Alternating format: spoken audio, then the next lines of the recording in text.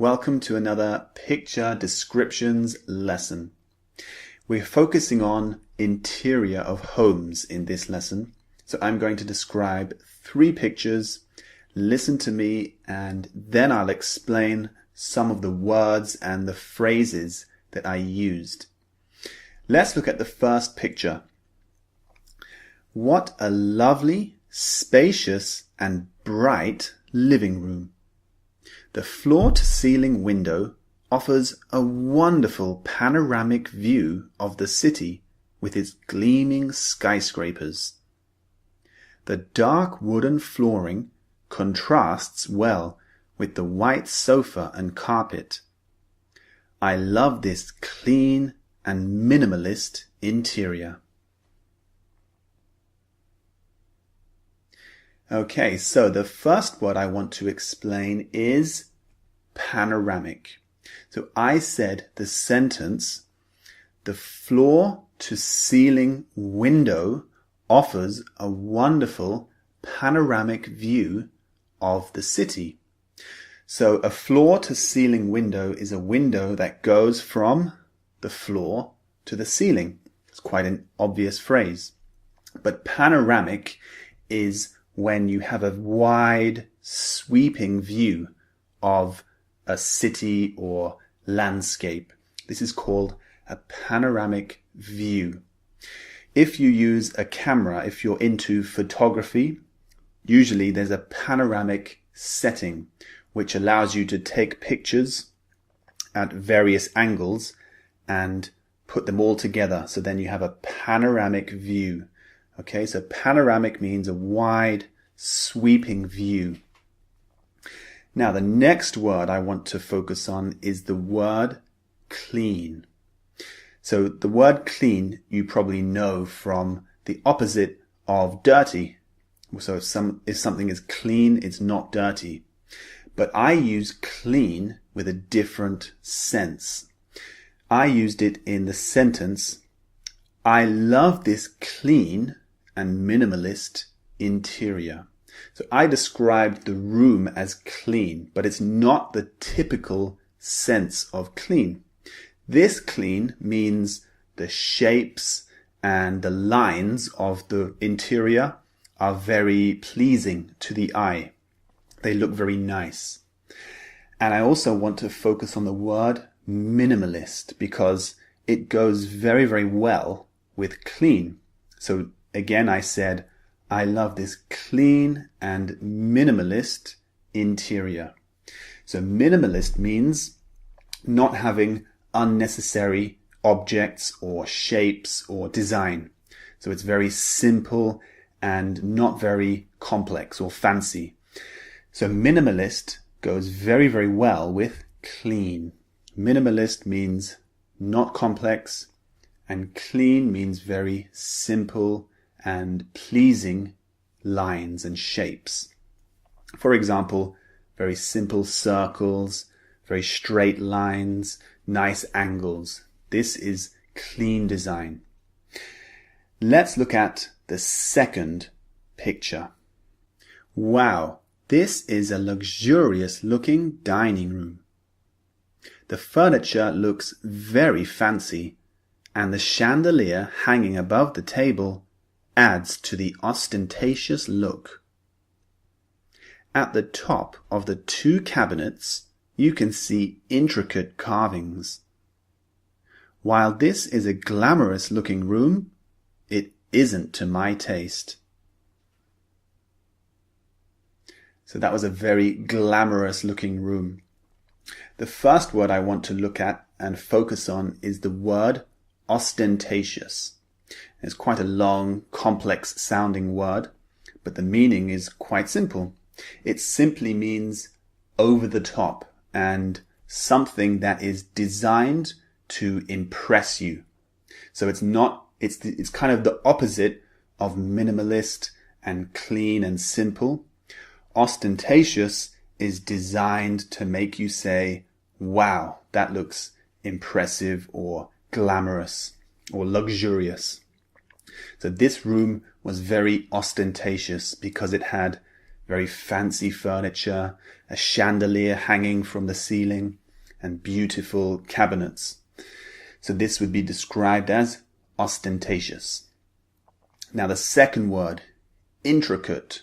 I described the carvings at the top of the two cabinets as intricate. Intricate carvings. So intricate means very, very detailed. It means someone put in lots of time and effort to carve these beautiful shapes and designs. So it's very, very intricate and detailed. We can describe things like jewelry as intricate. When you have a beautiful ring or earring that looks quite complex and looks like it was very difficult to make, you can say, wow, that's a beautifully intricate piece of jewelry. And the third phrase I'd like to focus on is a phrase, it isn't to my taste. So what I said was, while this is a glamorous looking room, it's very nice, it isn't to my taste. So it isn't to my taste means it's not my style. Or, as we say in England, it's not my cup of tea. So this means I don't like it. Personally, I can see it's very glamorous and beautiful, but it's not to my taste. I prefer something more minimal or humble rather than glamorous and ostentatious. Now let's look at the third picture.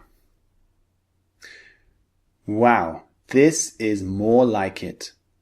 This is a comfy and inviting living room that makes me feel relaxed just by looking at it. The warm reds make this room look really cozy. It makes me want to stretch out on the sofa and watch television. The abundance of cushions just adds to the cozy and relaxed atmosphere. So the first phrase I'd like to focus on is just by looking at it.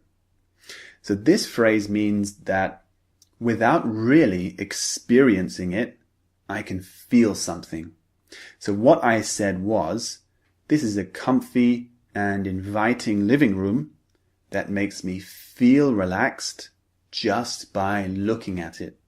So I'm not really in this room, but I can feel very relaxed just by looking at the picture.